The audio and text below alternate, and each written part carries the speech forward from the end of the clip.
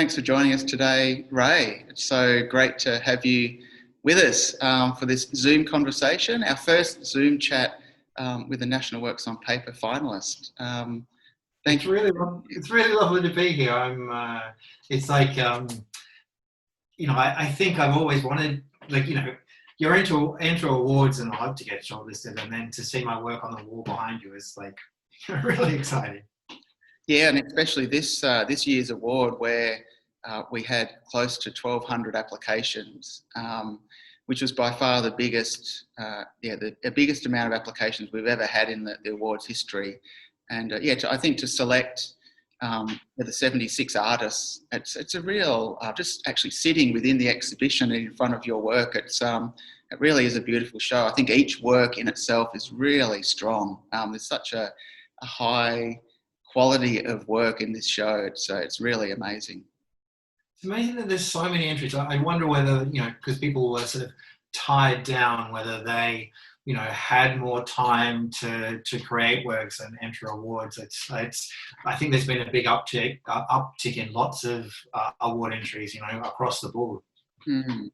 Yeah, and I guess one of the things that we did, and I think other galleries probably did as well, is we extended the deadline. So the deadline for the award was April 19, and we actually extended that 3 months. And I think that would be quite consistent with a lot of the art prizes. Primarily, it's quite difficult to have an end point in the middle of a pandemic in a way. So just to give artists enough time to actually prepare an application. So, and I think with the online applications, it's just a bit easier to do these days as well. Yeah, it sure is. So you're coming from us live from LA. I know it's been one of those very strange years where actually on our way to Arizona to look after my brother-in-law's cat called Squeak. My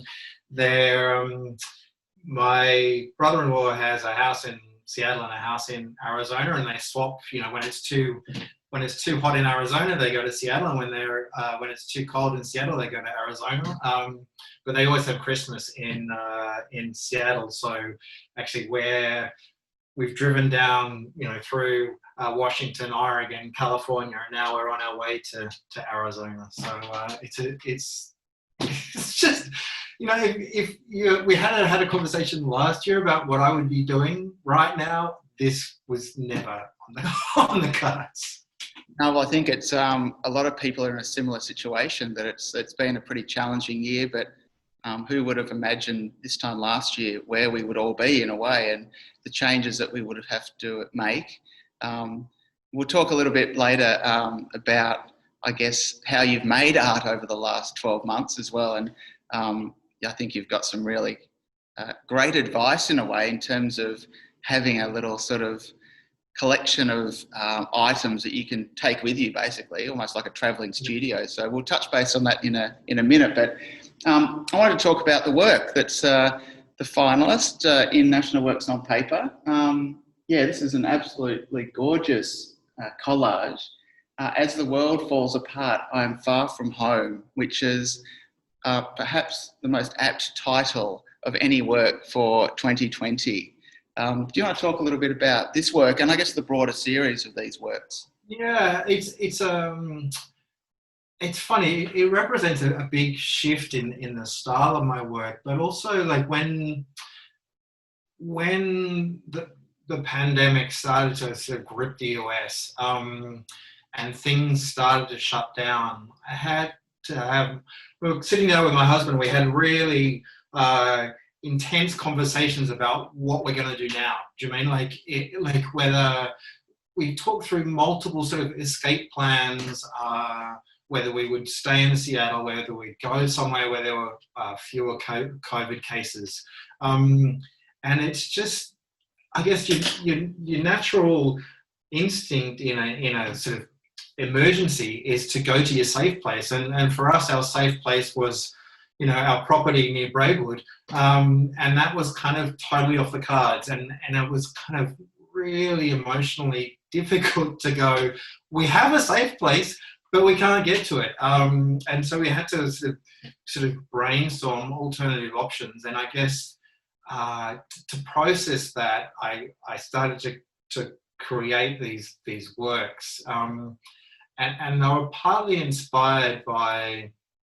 the Seattle Asian Art Museum had just opened. I think it was open for 2 weeks before it was shut down because of COVID-19. And so we went there, and I guess in the past I've always looked at sort of the Chinese landscape as sort of old and fusty, and I never sort of really understood it. And I saw these old shan shui scrolls on the walls, and I just realized that there's like these tiny little people in these enormous landscapes. And actually kind of, for me, it was a bit of a metaphor for how I was feeling, that, you know, we're these tiny specks in this global pandemic that was kind of overwhelming us.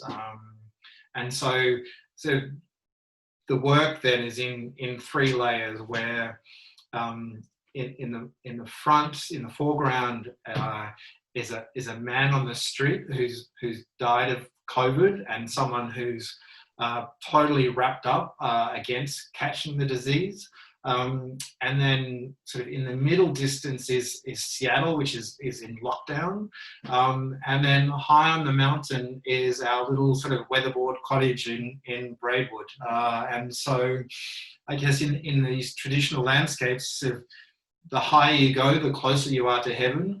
And so, you know, the nirvana for us was our home that was sort of unreachable. And so there's just this sort of progression of, we're in a situation where there's sort of, you know, desperate times, and here's where we want to be, but we have no real path to get there.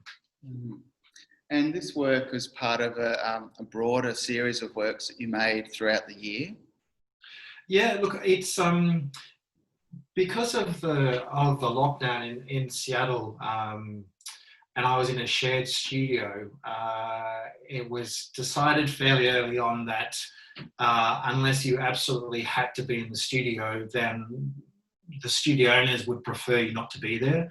And because I was sharing a studio, and the artist I share a studio with, her parents were immunosuppressed, she didn't want to take any chances. And so then, you know, I used to work on canvases, but now it's like, well, I can't do that. And because I was staying in my brother-in-law's house, they were in this sort of pristine home. They didn't want, you know, all these little bits of paper around this pristine home. So that's when I sort of scaled down my work to works on paper, where I would secretly paint paper in the garage and then, you know, tear it up and then take it into the house and do these smaller works on the kitchen bench, which actually they don't know about, but anyway. Hopefully they don't watch this. And so then, like, I guess the series of works that followed on after this are just, I guess, using the mountains as a metaphor for this sort of big event, and then different journeys through them. You know, some of them, like this work here, is like, I guess, a long line of people going up around a mountain and going past pharmacies and doing their shopping. You know, this whole sort of really strange regimes that you're suddenly placed under. I remember the first time we went to the supermarket under lockdown, you know, they said, don't get too close. You know, the checkout chick said, don't get too close. You have to stay on the dots. And went, right, okay, I understand. And then the next week we went back, I was putting my sort of grocery bags, and they said, no, you can't bring your grocery bags in anymore. And then the next week there was plastic screens up, and then the supermarket aisles were only one way. And it was just like this increasing sort of regime of wariness of each other and how you should behave, and, you know, disinfecting the shopping carts and the trolleys, and people wearing gloves and disinfecting, you know, buying stuff, taking it home and washing it before they did it.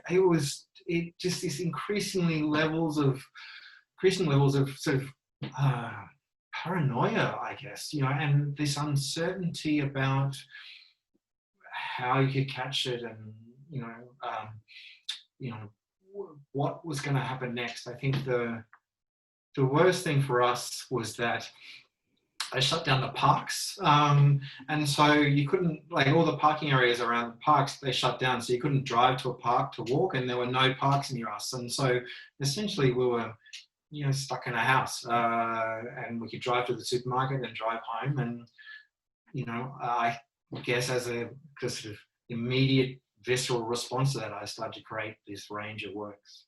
Mm. And I was reading on your blog as well, how you take your studio on the road with you, which, I think for any up and coming artist, it's actually really quite nice advice, to be honest, just to sort of look at things. I guess if you're forced in a situation where the normal, regular production of your work has to change, this is actually quite a great response. And I'm just going to read the 4 steps before you can come in and explain it a bit more. But number 1, travel light. I love it. Number 2, prioritise what's more important for your artwork. Number 3, streamline your tools for art making. And number 4, just start working. Like, it's absolutely beautiful. Just that simplicity to bring it back to the bare essentials about how to make work. So how did that work for you, this little travelling art pack? Well, it's we got a little bit sick of lockdown, and we kind of knew that to the east of us, in Idaho and Montana, there were no restrictions, and so we sort of planned a route to go to Yellowstone National Park, and then I went, okay, well, I get really itchy and angry if I don't have the facility to make art. And drawing satisfies some of that, but it's not enough. And so then I ran, right, we have a car, what can I put in the car? And so essentially it's, paper, like I need very few materials. So look, I need a paintbrush, I need scissors, I need glue. And then before I went, I tried to think about the works that I would be creating. And so then I sort of, overpainted magazines, and then sort of did a range of colors that I thought I'd need for sort of mountains and little people, and then packed those into a box, like a box this big. And then I had a pad of sort of board that then I could sort of position almost anywhere. Like when we're in Boise, Idaho, I was working off this sort of low Japanese style coffee table that happened to be in the house we were staying in. And then, other places I was working on kitchen benches or whatever, but because it was a contained space, like an A1 contained space, and I really didn't need lots of pots and paints. I have this is a bit embarrassing, this is like a beer can that I've cut off that I, put my glue in. And here's the other part of the beer can that's, my sort of brush washing pot. And so that's it. And so then I can create and work on the move. I think the cleaners, if they pop through when we've left the place, would have, I try and tidy up as much as I can, but the nature of little bits of paper is that they'll stick to the bottom of your feet and stick to your fingers, and then there's little bits of Raymond all over western states of the United States. It was good and kept me in check. Like, it just kept me focused. My partner could work remotely, and so we just I could travel and move, and I could work and he could work. I'm really good at blocking out sort of ambient noise. So him on his Zoom calls, just became background noise to me working. Yeah. Did you find in a way that actually freed the ideas up a little bit in terms of just having the materials were basically there? So you couldn't go and get a big canvas, or you couldn't spend time doing a painting. You actually had that somewhat limited range of materials, so you could perhaps explore some of the ideas or conceptual sort of concerns a bit more? Yeah, it meant that my work became much more sort of monochromatic. Like, it's not just black and white, but like a much more subdued palette than I guess my previous works. And also I became really obsessed with really fine detail, like, trying to cut out sort of the eyeball of someone, when you've cut out a little man who's this big, and then you're trying to cut out or create an eye for them, you know, like, yeah, I became obsessed over really fine detail. And so since I created the work that's behind you, I've become increasingly obsessed with really small detail. And so I think my eyes are going to be completely shot. You know, cutting out individual pine needles for pine trees and stuff like that, just, yeah, represented a real shift in my work, just to create this larger scene, but with really fine details. You know, and I think that goes back to the sort of traditional Chinese landscape, where you would have these big mountains and then tiny little people in that landscape. Yeah, well, even in this work here, like, it's yeah, amazing to see a little eye on this character down here, and even the little mask. It's so small. So yeah, and the number of times I've been sort of, you know, cutting out an eye and then I drop it, you know, and there's all this stuff, and I go, no, I've lost it. It's somewhere here on the table. It's like, right, let's do it again. You know, just like create another little tiny eye. I wanted to ask you about how you actually became interested in art and how you actually wanted to be an artist. Were you creative growing up? Yeah, so it's funny. Like, I grew up in a dairying and cattle region on the mid-north coast of New South Wales, and so even as a kid, I was obsessed with paper. So even then, I would tear out magazines and paste them on my wall with Perkins paste. And so Mum and Dad were it was an old farmhouse, so that was fine. But then when I started to move into the hall and sort of decorate the hall with, you know, cut out bits of paper, they sort of went, you know, you got to stop that now. So then I used to draw a lot and do a lot of colouring in. Remember once there was a drought at the farm, and I had a bucket and a paintbrush, and I was painting on the cement drive, and my dad came out and just yelled at me, because it's like, you know, I was wasting water in his eyes. Like, what was I doing? I was like, you know, painting water and watching it evaporate on the drive. And so I was always creative as a kid. Wasn't really into, you know, riding motorbikes, and like we had pigs and horses and cows, and so I would do all that farm stuff because I had to. But I was much more, I guess, indoors, booksy kind of boy. And so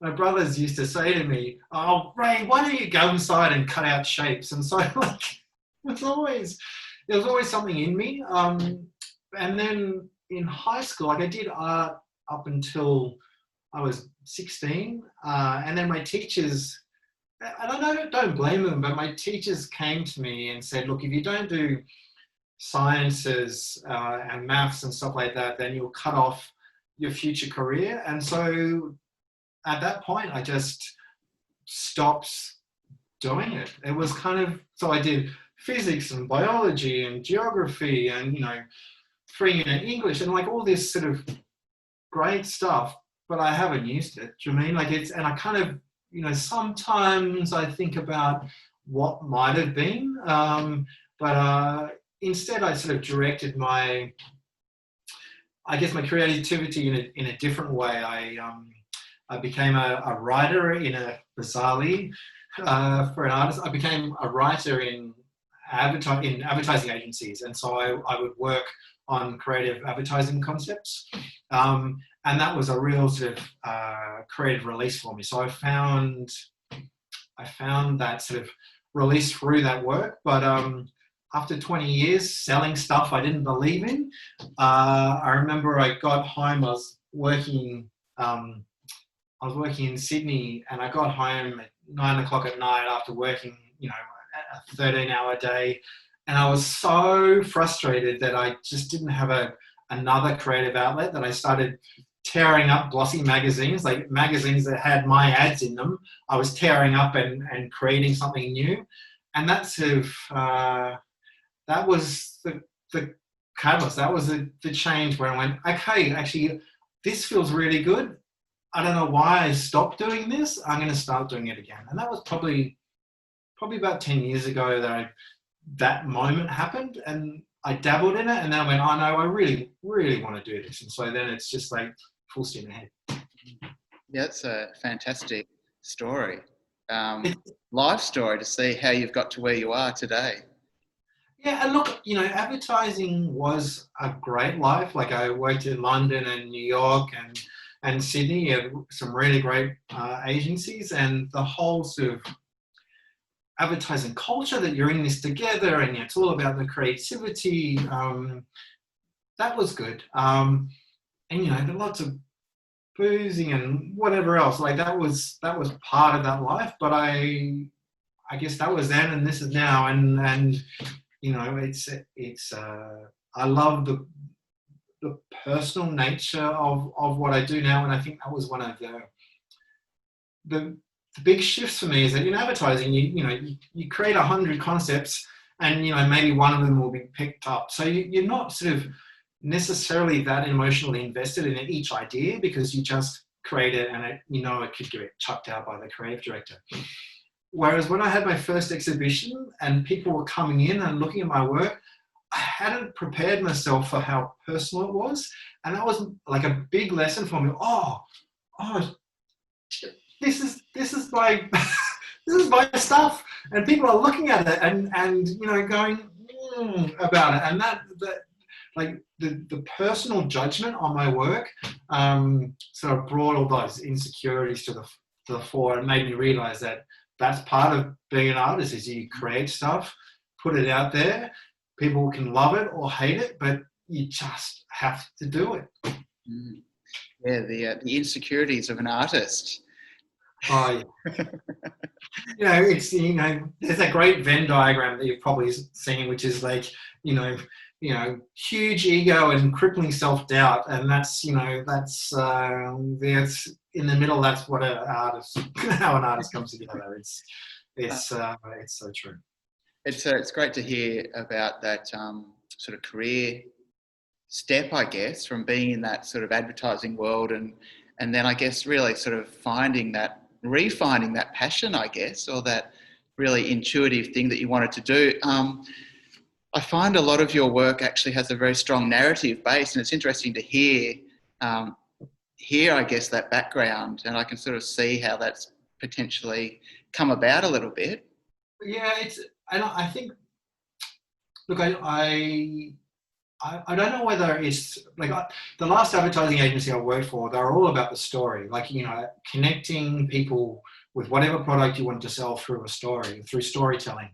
And it really became an emotional hook for people through advertising, just to sell them stuff they didn't want. But anyway, but that whole sort of having a story in what you're creating, actually, I think is a legacy actually from advertising. And it's important for me that there is a narrative in the work. And it doesn't, when I create a work, there's a story in my head that I'm creating, but people interpret work in different ways. And so once I created this work that was washing on a suburban backyard line, and this woman came in and was completely overwhelmed by it. She said, when I was a kid, my dad was a little bit crazy, and he couldn't find the clothes pegs. And so when he hung the sheets on the line, he sewed the sheets onto the line. And like, it's a fantastic story and completely absurd.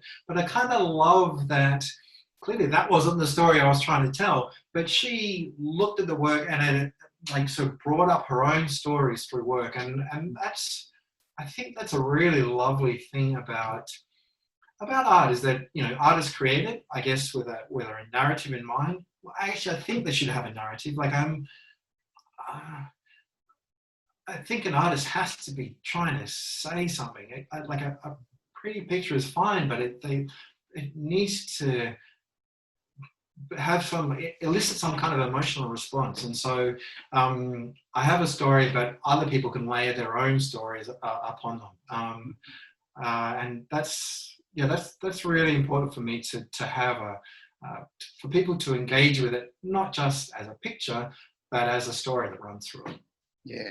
And I think in terms of the actual construction of the images as well, like say for instance, if we took out the two characters down the bottom, it would be quite a different reading, I think, in terms of it reveals a lot more about the sort of story or the narrative, what is happening. But like you say, it is everyone brings something to the work themselves and can find different ideas within the actual work. Yeah, and that work in particular, like because we couldn't really go out of the house, I got the paper delivered to the, well, it's funny. I say I get the paper delivered to my house and people say, why do you get the paper delivered to your house? It's like, you can read it online and say, well, you know, I work with paper. Of course I want to have the paper delivered to my house. And that was just, I remember seeing that, a photo that those front two characters are based on. You know, the idea of people are dying on the streets in China, and that's what's going to happen here. That just put the fear of God in us, and in everyone, that, you know, people are going to be dying on the streets. We don't know how many people are going to die, and you know, that having that in the foreground is like, well, this is what's happening somewhere else. Is it coming here? What's going to happen in our, you know, in our safe space?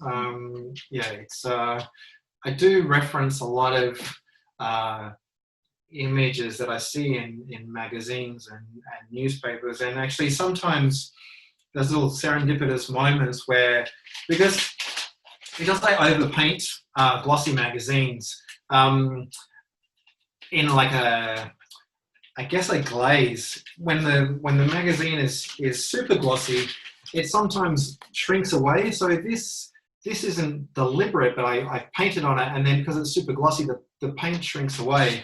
And I found that creates a great sort of effect for creating rocks and mountains. And then sometimes it won't adhere to like a circle or something, and that will become the eye of something, or the wheel of something. So sometimes the paper informs the work I create as well.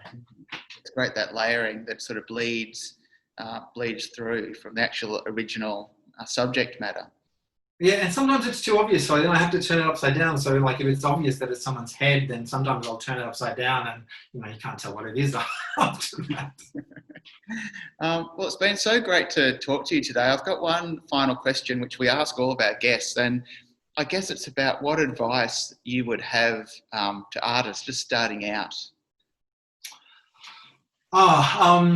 Just to work. Like, I think you have to make time in your day to do it every day. Do you know what I mean? You just have to work and work and work and work and work. And then when you have something that you're interested in, reach out to artist-run initiatives, or try and get your work to be seen. I think that's important for your self-confidence, but also to see how people feel about your work.